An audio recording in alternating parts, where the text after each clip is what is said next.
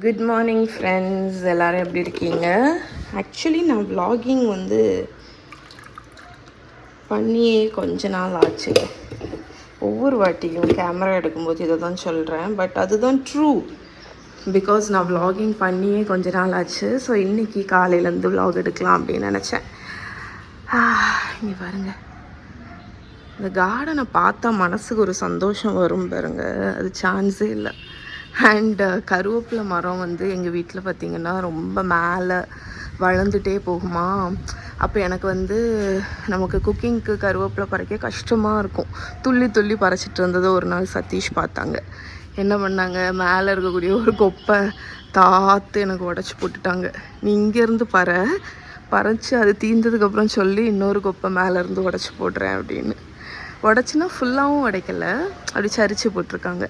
So இப்போ எனக்கு கருவேப்பிலை வேணும்னா நான் இதிலேருந்து ஃப்ரெஷ்ஷாக பறிச்சிக்கலாம். மாம்பழம் சீசன் முடிஞ்சாச்சு. ஆனால் 1-2 மாம்பழம் நாங்கள் அன்றைக்கி மேலே ரொம்ப தேடினோங்க, மாங்காய் ஏதாவது இருக்கான்னு. ஒரு மாங்காய் கூட இல்லை. ஆனால் அப்பப்போ 1-2 மாங்காய் கீழே விழுது. எங்கேருந்து விழுதுன்னு தெரில. ஓகே, இப்படி தான் இருக்குது கார்டன். எறும்பு இருக்குது நிறைய. அதுவும் இனி மாம்பழம் மாங்காய் அந்த தளிர் வர்ற டைமில் இன்னுமே நல்ல எறும்பு வரும். ஸோ நம்ம இப்போ கார்டன் இதில் உட்காந்து இந்த காஃபியை குடித்து முடிப்போம். ஸோ கார்டனில் உட்காந்துருக்கும்போது ஒரு தாட், அதை உங்கள் கூட ஷேர் பண்ணலாம் அப்படின்னு நினச்சேன். ஸோ முன்னெல்லாம் பார்த்திங்கன்னா நான் எந்த ஒரு ஒர்க்கு பண்ணாலும் படன்னு ஏதோ நம்ம அடுத்த செகண்ட் எங்கேயோ போகிற மாதிரி அவ்வளோ ஹரிபரியாக பண்ணுவேங்க. அது எனக்கு என்ன ஆகும்னா, ஒரு பாயிண்டில் அந்த ஒர்க்கை நான் என்ஜாய் பண்ணாமல் பண்ணுவேன். இன்னொன்று என்னென்னா படபடப்பாயிடும் நமக்கு. பட் இப்போ அப்படி இல்லை. இப்போ என்னோடய மார்னிங்கை நான் ரொம்ப ஸ்லோவாக ஸ்டார்ட் பண்ணுறேங்க. அது எனக்கு நல்ல ஹியூஜ் டிஃப்ரென்ஸ் தெரியுது. ஒரு 2 வீக்ஸாக தான் ஆக்சுவலி நான் பண்ணிகிட்ருக்கேன்.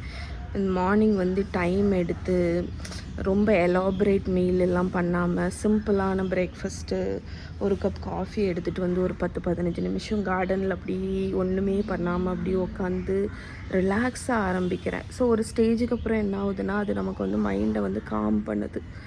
ஸோ நான் நினைப்பேன், எதுக்கு நம்ம இவ்வளோ ஹரிபரியாக பண்ணி வீட்டில் தான் இருக்க போகிறோம், அது என்ன கிச்சனில் ஒரு சமையல் பண்ணுறேன்னா படப்படப்படன்னு செய்யுது. அது சமையலையும் என்ஜாய் பண்ண முடியல. மைண்டுக்குள்ளே 1000 விஷயங்கள் ஓடி என்ன எனக்கு அதை எக்ஸ்பிளைன் எப்படி பண்ணுறதுன்னு தெரில. நீங்கள் யாராவது அப்படி ஃபீல் பண்ணியிருக்கீங்களான்னு சொல்லுங்கள். ஸோ இப்போ நான் என்ன பண்ணுறேன்னா, செய்யக்கூடிய ஒர்க்கை காமாக பண்ணுறேன். கொஞ்சம் காமாட்டு டைம் எடுத்து பொறுமையாக பண்ணுறேன். அது எனக்கு மைண்ட்லேயும் சரி மனசளவுலேயும் ஒரு காம்னஸ் கொடுக்குது. இல்லாட்டி எனக்கு இந்த ஆன்சைட்டி ப்ராப்ளம் இருக்கும் பார்த்துக்கோங்க, ஒரு மாதிரி ஒரு படப்படப்பு இருக்கும். ஸோ அது ஏன்னு எனக்கு இப்போ தான் தெரிஞ்சிச்சு. காலையிலே எழுந்திரிச்சு நான் படன்னு பண்ணுறதுல தான் அந்த இதே வருது. நீங்களும் அந்த மாதிரி ஃபீல் பண்ணுறீங்கன்னா மெயினாக மார்னிங்கை காமாக ஸ்டார்ட் பண்ணுங்கள். அது நீங்கள் நினைக்கிறத விட உங்களுக்கு ரொம்ப ஹெல்ப் பண்ணும். ஸோ இதுதான் என்னோடய 2 minute தாட். ஸோ நம்ம இப்போ vlog ஆரம்பிக்கலாம். ஸோ குட்டீஸ்க்கு இன்றைக்கி லீவுங்க, அதனால் லன்ச் நான் பொறுமையாக பண்ண போகிறேன். பட் அதுக்கிடையில் உங்கள்கிட்ட ஒரு விஷயம் ஷேர் பண்ணணும்னு நினச்சேன். நீங்கள் பாருங்கள், நீங்கள் என்னை இன்ஸ்டாகிராமில் ஃபாலோ பண்ணீங்கன்னா செம்ம ஹெவி. இன்ஸ்டாகிராமில் என்ன ஃபாலோ பண்ணுறீங்கன்னா நீங்கள் என்னோடய ரீலை பார்த்துருப்பீங்க. இவ்வளோ பெருசு என்னன்னு தானே பார்க்குறீங்க, கிம்ச்சி.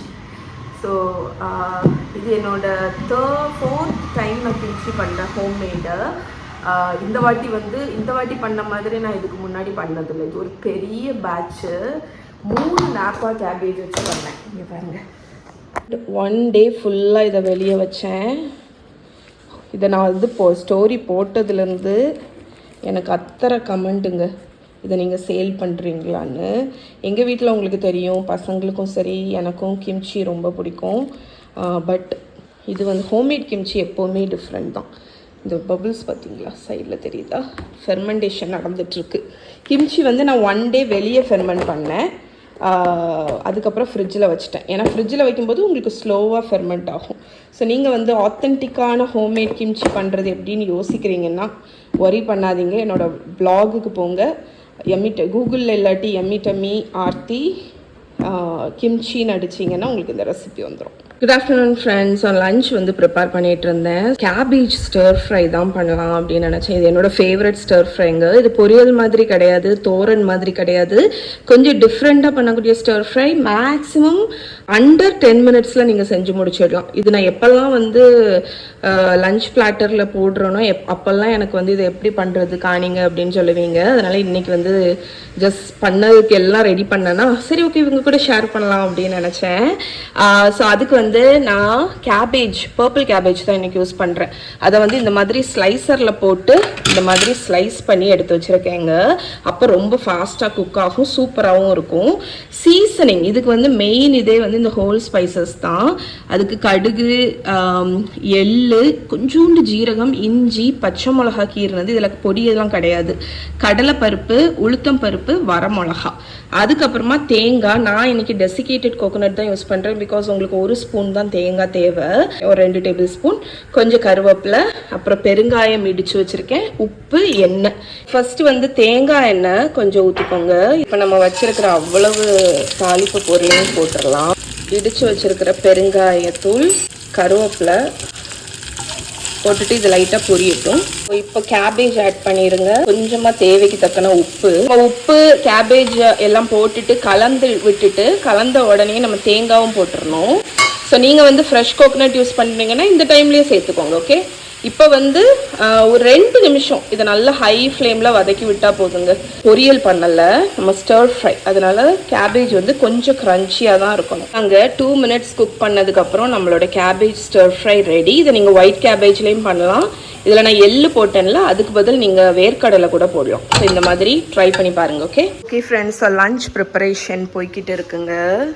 இன்றைக்கி லஞ்ச் பார்த்திங்கன்னா இது என்னென்னா தண்ணி குழம்பு, ஈரோடு ஸ்டைல் தண்ணி குழம்புன்னு சொல்லுவாங்கள்ல, அதுதான் வச்சுருக்கேங்க. சிக்கன் போட்டு இந்த ரெசிபி வந்து என்னோடய வெப்சைட்டில் இருக்குது, நீங்கள் வேணும்னா செக் பண்ணிக்கோங்க. இதை விட தண்ணியாக கூட வச்சுக்கலாம் நீங்கள், பட் என்னோடய பேனில் இதை விட தண்ணியாக வைக்க முடியாது. அதனால் ஈரோடு தண்ணி குழம்பு நல்லா சூப்பராக இருக்கும், சுல்லுன்னு இருக்கும். சின்ன வெங்காயம், பெப்பரு, வரமிளகாய் எல்லாம் அரைச்சி போட்டு பண்ணியிருக்கோம். அதுக்கப்புறமா பர்பிள் கேபேஜ் ஸ்டர் ஃப்ரை, அதுக்கப்புறமா சிக்கன் 65 மாதிரி பண்ணலாம் அப்படின்னு. ஏன்னா இன்றைக்கி பசங்களுக்கு வந்து லீவாக ரக்ஷும் வந்திருக்கா, பிரீத்தியோட பொண்ணு. அதனால் சிக்கன் 65க்கு இங்கே மேரினேஷன் பண்ணியிருக்கேன். அவுட்டர் கோட்டிங் யூஸ்வலாக நம்ம முட்டை மைதா மாவெல்லாம் போடுவோம்ல, நான் சைனாவிலேருந்து வரும்போது இந்த கிறிஸ்பி ஃப்ரைடு பவுடர்னு ஒன்று வாங்கிட்டு வந்திருக்கேன். இதை வந்து இன்றைக்கி இதில் போட்டு கோட் பண்ணி ஃப்ரை பண்ணி எடுக்க போகிறேன். அதுக்கு சூடாயிட்ருக்கு எண்ணெய். அண்ட் இப்படி தாங்க இருக்குது லஞ்சு. ஓகே, மாவு வச்சு கோட் பண்ணி இப்போ ஃப்ரை பண்ணி எடுத்துகிட்ருக்கேன். நல்லா வந்திருக்குங்க. நான் வந்து எக் எதுவுமே போடல, ஆனாலுமே சூப்பராக பைண்ட் ஆகி நல்லா ஃப்ரை ஆகிருக்கு பாருங்கள். ஓகே ஃப்ரெண்ட்ஸ், இப்போ நான் வந்து டின்னர் ப்ரிப்பரேஷன் வந்து பண்ண போகிறேங்க. இன்றைக்கி டின்னருக்கு வந்து என்ன பிளானுன்னா ரோஸ்ட் சிக்கன் தான் பண்ண போகிறேன். ரொம்ப சிம்பிளான roast chicken breast with potatoes, ரொம்ப ஹெல்த்தியான ஒரு வெர்ஷனுங்க. ஸோ அதுக்கு வந்து ஒரு பேக்கிங் ட்ரே எடுத்துக்கோங்க. ஸோ இந்த பர்டிகுலர் ரெசிபிக்கு நீங்கள் either சிக்கன் பிரெஸ்ட் யூஸ் பண்ணலாம், அப்படி இல்லாட்டி சிக்கன் லெக் யூஸ் பண்ணலாம். பட் பிரெஸ்ட் வந்து உங்களுக்கு இன்னும் ஹெல்தி. இன்னொரு விஷயம் என்னென்னா, இந்த மாதிரி பேக் பண்ணுற சிக்கனுக்கு பார்த்தீங்கன்னா பிரெஸ்ட்டு நம்ம வந்து போனோடி நீங்கள் எடுத்துக்கணும். ஸோ இந்த போர்ஷனோடி நான் வச்சுருக்கேன். அப்படி நம்ம பண்ணும்போது நமக்கு வந்து நல்ல ஜூஸியாக இருக்கும். நான் இந்த நெக் பார்ட்டையும் கட் பண்ணி வச்சுருக்கேன், அதையும் நான் வந்து ஆட் பண்ணிட போகிறேன். பிகாஸ் அது வந்து நல்ல ஒரு ஃப்ளேவர் கொடுக்கும் உங்களுக்கு. இது வந்து நல்ல ஒரு 1 pot மீல் மாதிரி இருக்கும். ஏன்னு பார்த்தீங்கன்னா நம்ம எல்லாத்தையும் பேக்கிங் ட்ரேல போட்டு பேக் பண்ணிட வேண்டியதான். பேபி பொட்டேட்டோ மாதிரி சின்ன சைஸ் பொட்டேட்டோ, ஒரு ஆளுக்கு 2 பொட்டேட்டோ அந்த கணக்கில் நீங்கள் வந்து கட் பண்ணிக்கோங்க. நான் இந்த மாதிரி அப்போ தான் உங்களுக்கு சிக்கன் குக் ஆகிற டைமில் நம்ம உருளைக்கிழங்கும் வெந்திருக்கும். நான் வந்து இந்த பொட்டேட்டோவை ஆக்சுவலி இன்னும் கொஞ்சம் பெரிய பேக்கிங் ட்ரே எடுத்துருக்கலாம், பட் எடுக்க விட்டு போச்சு.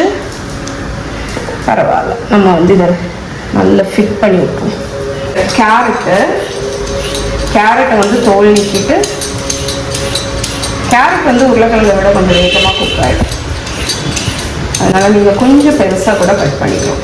வந்து கட் பண்ண போகிறேன்.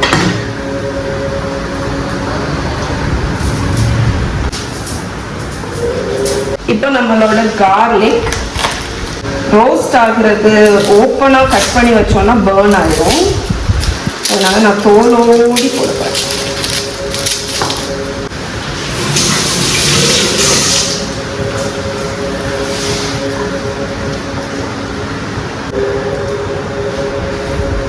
அதுக்கப்புறமா வெங்காயம், இது வந்து வெள்ளை வெங்காயம்,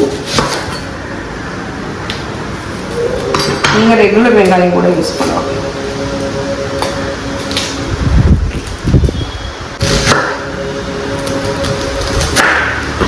ஸோ வெங்காயத்தை இந்த மாதிரி ஸ்லைஸ் மாதிரி பண்ணி மேலே வச்சிடலாம். ஸோ நம்ம சிக்கன் பிரெஸ்ட் யூஸ் பண்ணுறதுல இந்த மாதிரி டைட்டாக பண்ணுறதுல ஒரு அட்வான்டேஜ் என்னன்னு பார்த்தீங்கன்னா, நம்ம சிக்கன் ட்ரை ஆகாது. ஏன்னா சிக்கன் பிரெஸ்ட் வந்து நீங்கள் நல்ல விசாலமாக வச்சிங்கன்னா என்ன ஆகும்னா ட்ரை ஆகிடும். இப்போ லெமன் ஜூஸை வந்து பிழிஞ்சு விட்டுருங்க.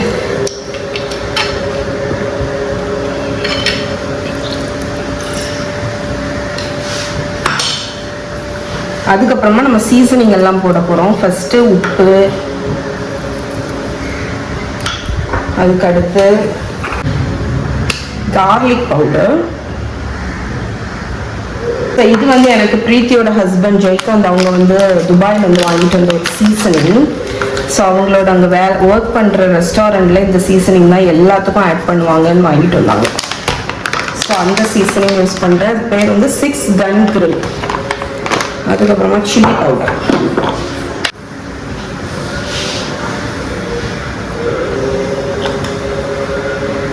ஜீரா பவுடர்,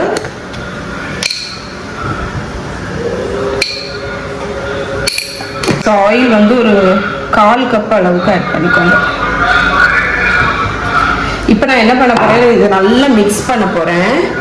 ஸோ நம்மளோட இதெல்லாத்தையுமே க்ளீன் அப் பண்ணிட்டேன். இப்போ நம்ம மசாலாலாம் ஆட் பண்ணியிருக்கோம்ல, ஸோ கையை வச்சு லைட்டாக இந்த மாதிரி மிக்ஸ் பண்ணி விட்டுறலாம். அப்போ நம்மளோட உப்பு மசாலாவும் அந்த சிக்கனில் வந்து கொஞ்சம் நல்ல கோட்டாகும். ஆயில் இருந்திருந்தால் அது யூஸ் பண்ணியிருப்பேன். அது இல்லாததுனால நான் இந்த பார்ச்மெண்ட் பேப்பரை மேலே வந்து கவர் பண்ணிவிட்டு 200 டிகிரி 190 to 200 டிகிரி செல்சியஸில் இதை பேக் பண்ணி எடுத்துக்கிறேன்.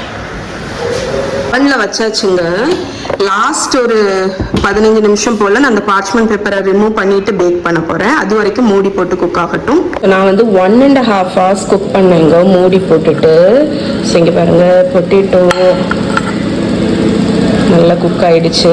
இங்கே சிக்கனை பாருங்கள், நல்லா மாய்ஸ்டாக சூப்பராக குக் ஆகிடுச்சு. அண்ட் கீழே வந்து இந்த கிரேவியுமே இருக்குது. ப்ரெட்டு, சப்பாத்தி அது கூட சர்வ் பண்ணிங்கன்னா சூப்பராக இருக்கும். ட்ரை பண்ணி பாருங்கள். ஓகே, இந்த ரோஸ்ட் சிக்கன்